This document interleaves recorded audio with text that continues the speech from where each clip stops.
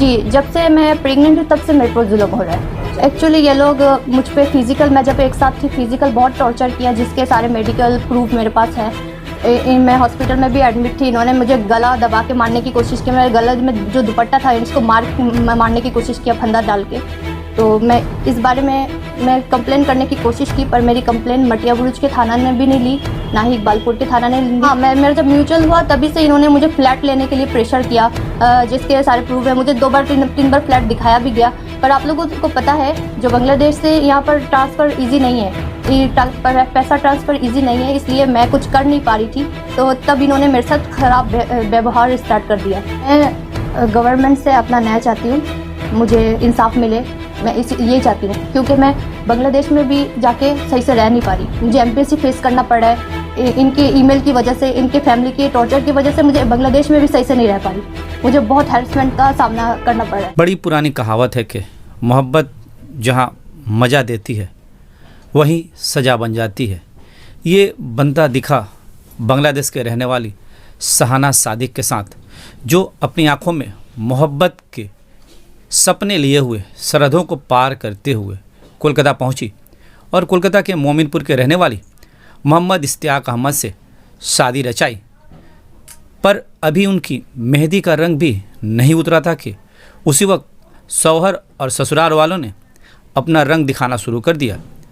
जहेज के लिए सहाना सादिक पर जुल्म के पहाड़ ढाले गए, उन्हें मारा पीटा गया। वह प्रेग्नेंट की हालत में थी, जबरन उनका अबॉर्शन भी कराया गया। यहाँ तक कि बांग्लादेश एम्बेसी में सहाना सादिक के ख़िलाफ़ फर्जी कंप्लेन भी दायर किए गए, जिससे सहाना सादिक पर और भी कठिनाइयाँ और परेशानियों का सामना करना पड़ रहा है।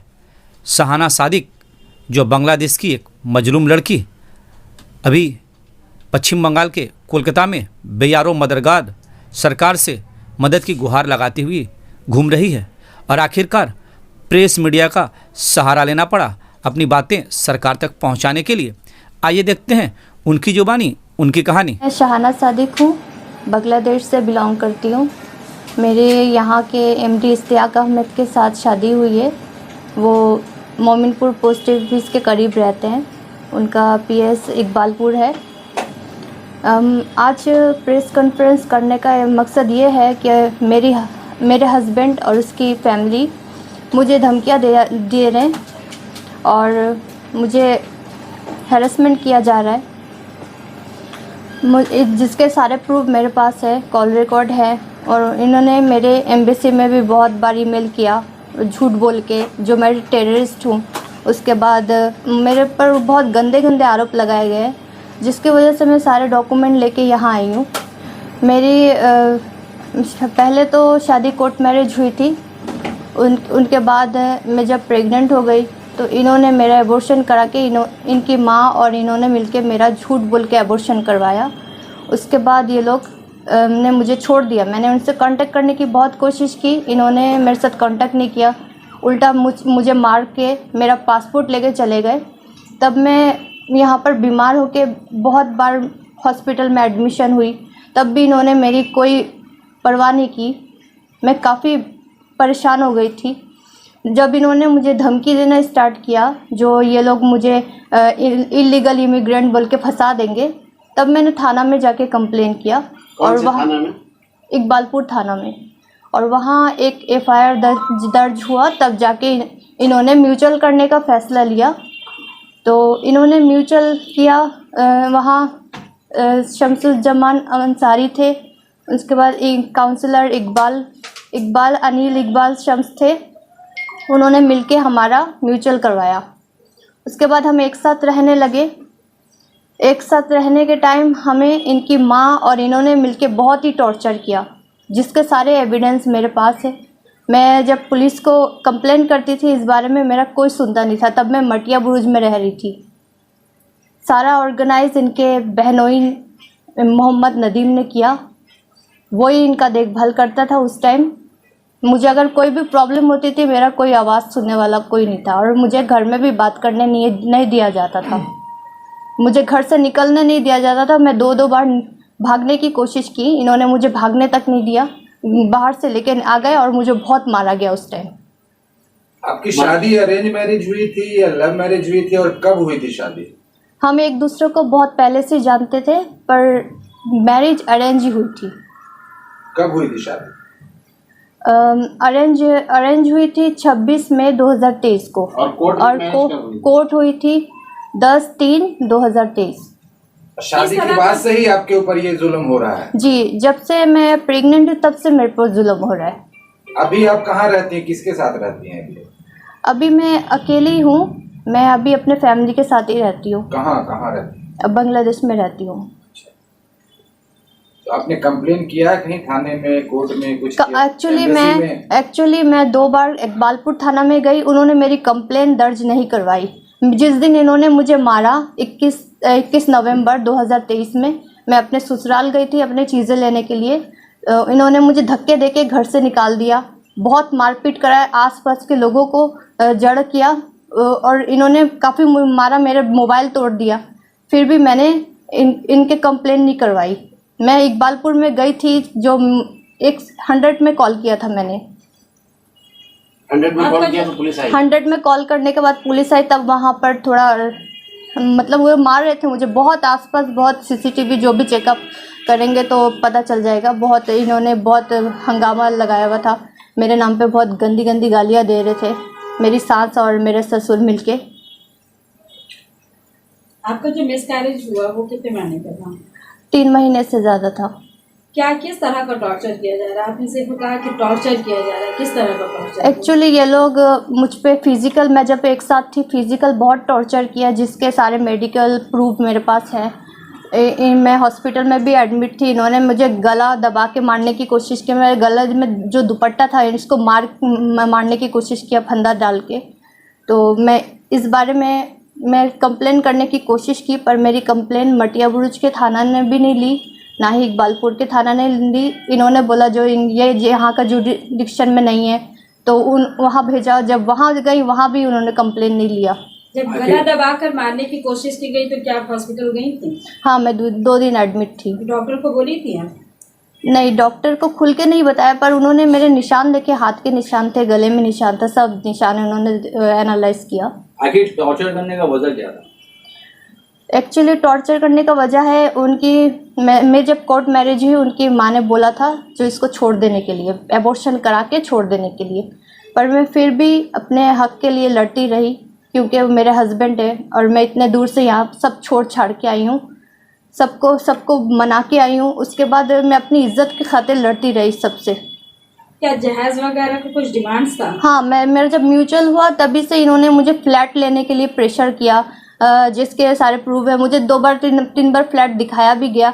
पर आप लोगों को पता है जो बांग्लादेश से यहाँ पर ट्रांसफ़र इजी नहीं है, पैसा ट्रांसफ़र इजी नहीं है, इसलिए मैं कुछ कर नहीं पा रही थी। तो तब इन्होंने मेरे साथ ख़राब व्यवहार स्टार्ट कर दिया। ये सोशल मैरिज का पिक्चर है और ये कोर्ट मैरिज का पिक्चर है। ये पहले कोर्ट मैरिज हुआ, फिर उसके बाद सोशल मैरिज हुआ? जी।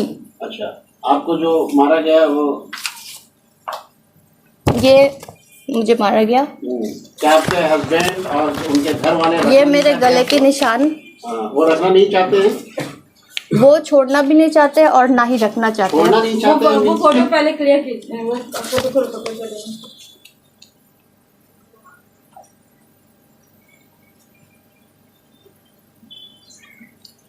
छोड़ना नहीं चाहते हैं, रखना नहीं चाहते, मतलब क्या? ये 2 बातें। इसका मतलब है, आपको तो पता है हस्बैंड के तौर पे जब छोड़ा जाता है तो कुछ फॉर्मेलिटीज़ होते हैं, तो उनको वो पता है जो लड़की को अगर छोड़ा जाए तो कुछ फॉर्मेलिटीज़ कंप्लीट करना पड़ेगा, इस वजह से वो छोड़ना नहीं चाहते।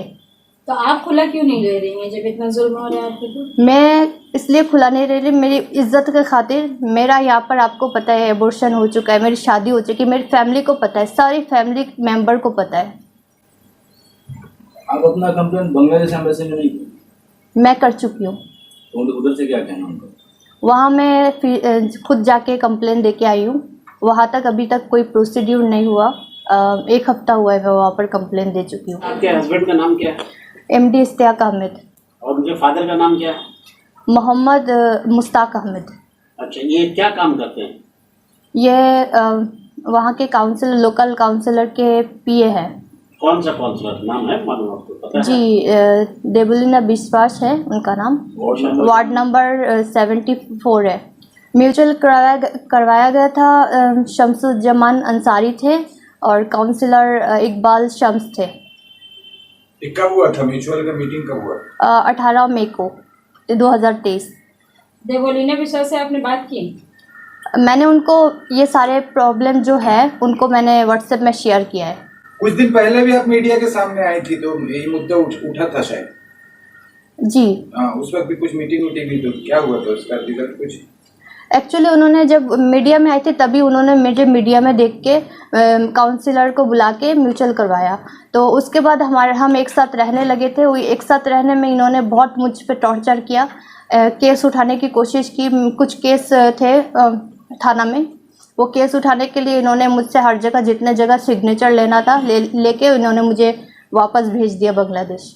यहाँ पर मेरे कुछ रिलेटिव है, वो लोग कोलकाता में नहीं है पर इंडिया के दूसरे स्टेट में रहते हैं। आपने एक टेररिस्ट का वर्ड यूज किया था जी। क्या वजह है, टेररिस्ट क्यों बोला जा रहा है? एक्चुअली उन्होंने जब देखा मैं अपने हक के लिए लड़ रही हूँ तब उन्होंने मेरे लिए ये वर्ड यूज़ किया ताकि मैं बाहर से आई हूँ, मुझे फंसाया जाए इजीली। अब आप क्या चाहती हैं? मैं गवर्नमेंट से अपना न्याय चाहती हूँ, मुझे इंसाफ मिले। मैं ये चाहती हूँ क्योंकि मैं बांग्लादेश में भी जाके सही से रह नहीं पा रही। मुझे एम्बेसी फेस करना पड़ रहा है इनके ईमेल की वजह से, इनके फैमिली के टॉर्चर की वजह से मुझे बांग्लादेश में भी सही से नहीं रह पा रही। मुझे बहुत हैरेसमेंट का सामना करना पड़ रहा है। आपकी फैमिली में कौन कौन है? मेरे फैमिली में मेरे फादर हैं, मेरे 3 सिस्टर हैं। साल तक वैलिड है। जी जी। दूसरी चीज़ है कि आपके हस्बैंड कभी गए थे बांग्लादेश, गए थे आपके घर गए थे? नहीं, वो टिकट जो आपने दिखाया वो उन्होंने करवाया था पर गए नहीं। वो करवाया था? जी जो करवाया था वो दिखाइए, जो टिकट करवाया था वो दिखाइए। जी, इन्होंने पासपोर्ट 2 बार वीज़ा लगा है और टिकट भी करवाया, सब कुछ है। उसके बाद इन्होंने मुझे वाटगंज थाना में बुलाया गया था म्यूचुअल कराने के लिए। जब मैं वापस 21 तारीख के बाद जब मुझे इन्होंने मारा तो मैं फिरहाद हकम सर को मैंने कॉल किया था, मेयर साहब को, तो उन्होंने मुझे वाटगंज थाना में भेजा। तो बोला वहाँ एक्चुअली हस्बैंड वाइफ का म्यूचुअल किया जाता है वहाँ पर जाने के लिए। तो वहाँ जाके इन्होंने ऐसे ऐसे झूठ बात बोली जो मैंने ज़बरदस्ती शादी किया, उसके बाद ज़बरदस्ती प्लान बनाई, ये सब करके। तो उन्होंने एक ही बात बोला, जो क्यों ज़बरदस्ती करेगी, एक लड़की होकर अपने कंट्री छोड़ के यहाँ पर क्यों आएगी। इसलिए मैं ये सारी चीज़ें लेके घूम रही हूँ। जो ज़बरदस्ती होता तो मैं यहाँ ये टिकट कैसे करते, वीज़ा कैसे करते, ये सब शादी कैसे ज़बरदस्ती। 2 बार एक ही बंदे से शादी हुई है, 2 बार कैसे भी ज़बरदस्ती हो सकती है। 2 बार एक ही बंदे से शादी हुई है? मतलब कोर्ट मैरिज हुआ, एक सोशल मैरिज हुआ।